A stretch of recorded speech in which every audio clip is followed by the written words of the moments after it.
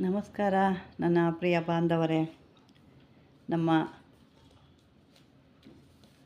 ಪದ್ಮಾವತಿ ಚಾನಲ್ಗೆ ಸ್ವಾಗತ.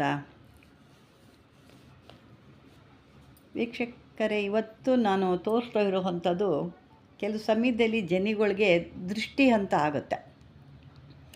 ಅಥವಾ ನೀವೊಂದು ಡ್ರೆಸ್ ಹಾಕ್ಕೊಂಡು ಹೊರಗಡೆ ಹೋಗ್ಬೋದು, ಅಥವಾ ಮನೆಯಲ್ಲೇ ಏನೋ ಒಂದು ಜಾಸ್ತಿಯಾಗಿ ಏನೋ ಒಂದು ಅಭಿವೃದ್ಧಿ ಆಗಿರ್ಬೋದು, ಒಂದು ಕಾರ್ ತೊಗೊಂಡಿರ್ಬೋದು, ಅಥವಾ ಒಂದು ಬೈಕ್ ತೊಗೊಂಡಿರ್ಬೋದು, ಮನೆ ಕಟ್ಟಿರ್ಬೋದು, ಮಕ್ಕಳಿಗೆ ಮದುವೆ ಮಾಡಿರ್ಬೋದು, ಯಾವುದೋ ಒಂದು ಶುಭ ಕಾರ್ಯ ಆಗಿರುತ್ತೆ.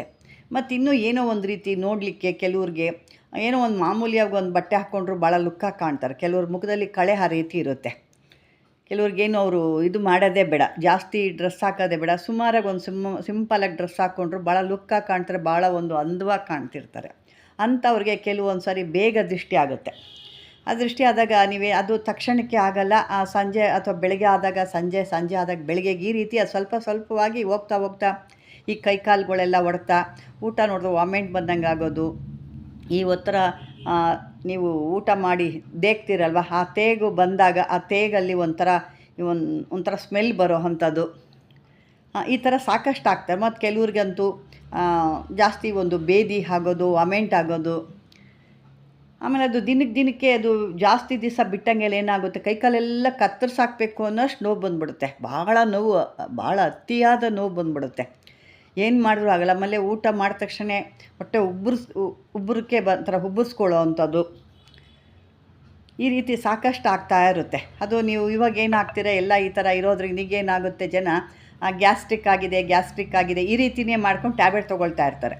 ಅದು ಗ್ಯಾಸ್ಟ್ರಿಕ್ ಆಗಿರಲ್ಲ, ಕೆಲವೊಬ್ಬರಿಗೆ ಇರುತ್ತೇನೋ, ಅದು ಬೇರೆ ವಿಷಯ. ಇದು ಚೆನ್ನಾಗಿದ್ದವ್ರಿಗೆ ದಿಢೀರಂತ, ಈಗ ಬೆಳಗ್ಗೆ ಚೆನ್ನಾಗಿದ್ರಪ್ಪ, ಚೆನ್ನಾಗೇ ಓಡಾಡ್ಕೊಂಬಂದ್ವಿ, ಚೆನ್ನಾಗೇ ಇದ್ದರು, ಈಗ ಜಸ್ಟ್ ಒಂದು ಮುಕ್ಕಾಲು ಗಂಟೆಲಿ ಈ ಥರ ಆಯಿತು, ಇಲ್ಲ ಬೆಳಗ್ಗೆ ಆಯಿತು, ನೆನ್ನೆ ಆಯಿತು, ಈ ಥರ ಎಲ್ಲ ಇದ್ದವ್ರಿಗೆ ಮಾತ್ರ ಇದು ಸಿಕ್ಕಾಪಟ್ಟೆ ಕೆಟ್ಟದು ಕಣ್ಣಿನ ಒಂದು ದೃಷ್ಟಿಯಾಗಿರುತ್ತೆ.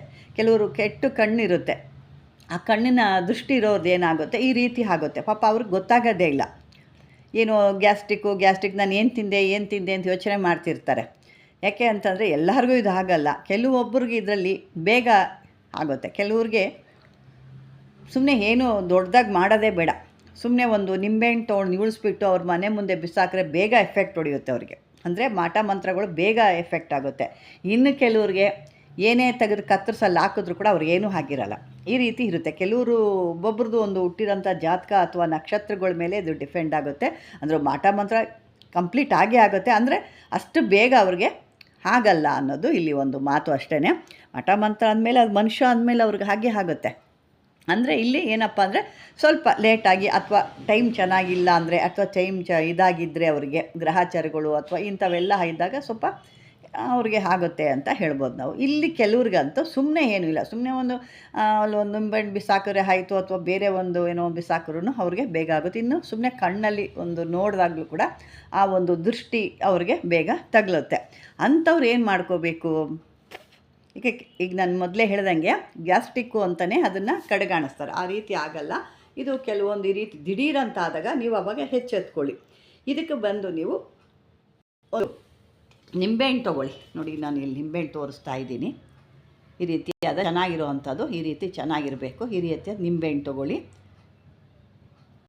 ನಿಂಬೆಹಣ್ಣು ತೊಗೊಂಡಿದ್ದನ್ನು ಕೈಯಲ್ಲಿ ಹಿಡ್ಕೊಂಡು ಈ ಮಂತ್ರನ ಒಂದು 21 ಬಾರಿ ಹೇಳ್ಕೊಳ್ಳಿ.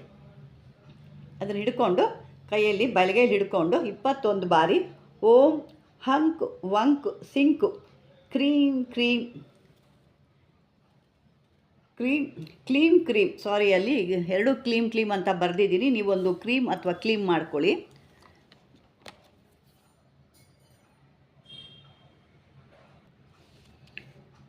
ಹೇಳ್ಕೊಳ್ಳಿ ವೀಕ್ಷಕರೇ. ಹೀಗಿದು ಸೆಕೆಂಡ್ನಲ್ಲಿ ಸ್ವಲ್ಪ ಮಿಸ್ಟೇಕ್ ಆಗಿತ್ತು, ಅದನ್ನು ಸರಿ ಮಾಡಿದೆ. ಅದರ ಮಂತ್ರ ನೋಡಿ ಈ ರೀತಿ ಇರುತ್ತೆ. ಓಂ ಹಂಕ್ ವಂಕ್ ಸಿಂಕ್ ಕ್ಲೀಂ ಕ್ರೀಂ ಸೌಹು ನಸಿ ಮಸಿ. ಇದನ್ನು 21 ಬಾರಿ ಹೇಳ್ಕೋಬೇಕು. ಕೈಯಲ್ಲಿ ನಿಂಬೆಹಣ್ಣು ಹಿಡ್ಕೋಬೇಕು, ಅದನ್ನು 21 ಬಾರಿ ಹೇಳ್ಕೋಬೇಕಾಗುತ್ತೆ. ಹೇಳ್ಕೊಂಡು ಮುಖದಿಂದ ನಿವಾಳಿಸ್ಬೇಕು. ಮುಖದಿಂದ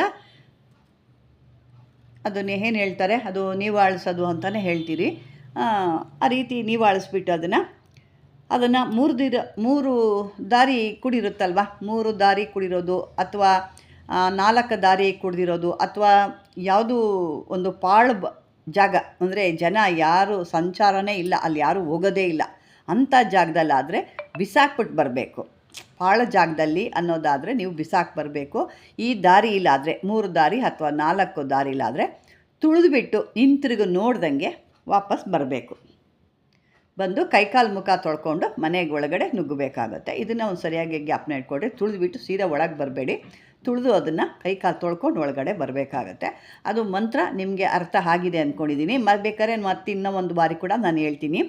ಓಂ ಹಂಕ್ ವಂಕ್ ಸಿಂಕ್ ಕ್ಲೀಂ ಕ್ರೀಂ ಸೊಹು ನಸಿ ಮಸಿ, ಇಷ್ಟೇ ಇದ್ರದ್ದು. ಇದನ್ನು ಹೇಳಿಕೊಂಡು ನೀವು ಅದನ್ನು ತುಳಿದು ಬಂದಾಗ ನಿಮ್ಮಲ್ಲಿರುವಂಥ ಆ ಕೆಟ್ಟ ದೃಷ್ಟಿ ಏನಿರುತ್ತೆ, ಅದು ಗ್ರಹಗಳ ದೃಷ್ಟಿ ಇರ್ಬೋದು, ಜನದ ದೃಷ್ಟಿ ಇರ್ಬೋದು.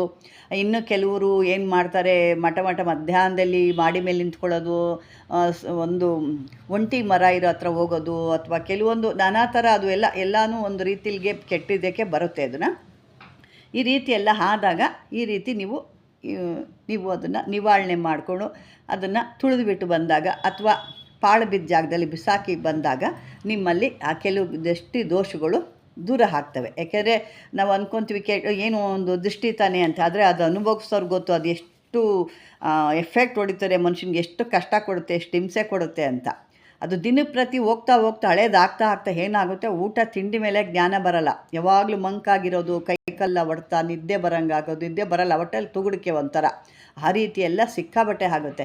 ಇದನ್ನು ಮಾಡಬೇಕಾದ್ರೆ ನೀವು ದಿನ ಬಂದು ನಿಮಗೆ ಭಾನುವಾರ ಗುರುವಾರ ಮಂಗಳವಾರ ಈ 3ದಲ್ಲಿ ಅಂದರೆ ಸಂಜೆ ಹೊತ್ತು ಮಾಡಬೇಕು. ಸಂಜೆ ಒಂದು 8 ಗಂಟೆ 9 ಗಂಟೆ ಮೇಲೆ ರಾತ್ರಿ ಮೇಲೆ ನೀವು ಮಾಡಬೇಕಾಗುತ್ತೆ. ಯಾಕೆಂದರೆ ಜನ ಎಲ್ಲ ಓಡಾಡ್ತಿರ್ತಾರೆ, ಆ ರೀತಿ ಮಾಡೋದು ತಪ್ಪಾಗುತ್ತೆ, ಮತ್ತು ಅವ್ರಿಗೂ ಪಾಪ ಯಾರೋ ತೊಂದರೆ ಆಗುತ್ತೆ. ಆ ರೀತಿ ಎಲ್ಲ ಮಾಡೋಕ್ಕೆ ಹೋಗ್ಬಿಡಿ. ಇದು ರಾತ್ರಿ 9 ಗಂಟೆ 8 ಗಂಟೆ ಮೇಲೆ ಮಾಡೋ ಅಂಥದ್ದು. ಅದು ಜನ ಯಾಲ್ದಿರುವಂಥ ಸಮಯದಲ್ಲಿ ಹೋಗಿ ಅದನ್ನು ತುಳಿದ್ಬಿಟ್ಟು ಬನ್ನಿ. ಇದು ಇರೋವಂಥ ಈ 3 ವಾರದಲ್ಲಿ ನಿಮ್ಮ ಗುರುವಾರ ಭಾನುವಾರ ನಿಮ್ಗೆ ಹೇಳಿದ್ದೀನಿ. ಈ ರೀತಿ ಮಾಡಿಕೊಂಡು ಈ ಒಂದು ಕೆಟ್ಟ ದೃಷ್ಟಿ ಅಂತ ಏನಿದೆ ಆ ದೃಷ್ಟಿನ ಪರಿಹಾರ ಮಾಡ್ಕೊಳ್ಳಿ. ನಿಮಗೂ ಇನ್ನೂ ಯಾರಿಗಾರು ಗೊತ್ತಿಲ್ಲವರು, ನಿಮ್ಮ ನೆಂಟರಾಗ್ಬೋದು, ನಿಮ್ಮ ಮಕ್ಕಳಾಗ್ಬೋದು, ಬೇರೆ ಊರಲ್ಲಿ ಇರ್ತಾರೆ, ಅವ್ರಿಗೂ ಗೊತ್ತಿರಲ್ಲ. ಯಾಕಂದರೆ ನಾನು ಕೆಲವೊಂದು ದಿನಗಳ ಹಿಂದೆ ಪಾಪ ಒಬ್ರು ಇದೇ ರೀತಿ ಆಗಿತ್ತು. ಅವರೇನೋ ಊಟ ತಿಂಡಿಲಿ ಹೆಚ್ಚು ಕಮ್ಮಿ ಆಗಿದೆ, ಫುಡ್ ಪಾಯ್ಸನ್ ಆಗಿದೆ ಫುಲ್ಲು ಸುಸ್ತಾಗಿದ್ದರು. ಅವರು ಫುಲ್ ಸುಸ್ತಾಗಿದ್ದರು. ಆವಾಗ ಅವ್ರಿಗೆ ಕೆಲವೊಂದು ಇದೆಲ್ಲ ಇನ್ನೂ ಒಂದು ರೀತಿ ನಾನು ಹೇಳಿದ್ದೆ, ಅದು ಮಾಡಿದ ತಕ್ಷಣ ಪಟ್ ಅಂತ ನಿಂತು ಹೋಗಿದೆಯಂತೆ. ಅದು ಕೂಡ ಮುಂದಿನ ಒಂದು ಇದರಲ್ಲಿ ನಾನು ವೀಡಿಯೋದಲ್ಲಿ ಹೇಳ್ತೀನಿ. ಈಗ ಸದ್ಯಕ್ಕೆ ಇದನ್ನು ಮಾಡ್ಕೊಳ್ಳಿ, ಇದು ಕೂಡ ಭಾಳ ಪವರ್ಫುಲ್ ಇದೆ. ಇದನ್ನು ಮಾಡಿಕೊಂಡು ನಿಮ್ಮ ಕಷ್ಟಗಳನ್ನೆಲ್ಲ ಪರಿಹಾರ ಮಾಡ್ಕೊಳ್ಳಿ. ಇದು ನೋವು ಏನೋ ಗ್ಯಾಸ್ಟ್ರಿಕ್ಕು ಅಂತ ಯಾಮಾರಕ್ಕೆ ಹೋಗಬೇಡಿ. ಇದು ಸಾಕಷ್ಟು ತೊಂದರೆಗಳಿಗೆ ಎಡೆ ಮಾಡಿಕೊಟ್ಬಿಡುತ್ತೆ ಇದು ನಿಮಗೆ. ಇದನ್ನು ಇನ್ನೂ ಸಾಕಷ್ಟು ನಿಮ್ಮ ಸ್ನೇಹಿತರಿರ್ಬೋದು, ಮಕ್ಕಳಿರ್ಬೋದು, ದೊಡ್ಡವ್ರು ಚಿಕ್ಕವ್ರು ಯಾರಿದ್ದಾರೆ ಅವ್ರಿಗೆಲ್ಲ ಶೇರ್ ಮಾಡಿ ಆದಷ್ಟು ಸಬ್ಸ್ಕ್ರೈಬರ್ ಮಾಡ್ಕೊಳ್ಳಿ.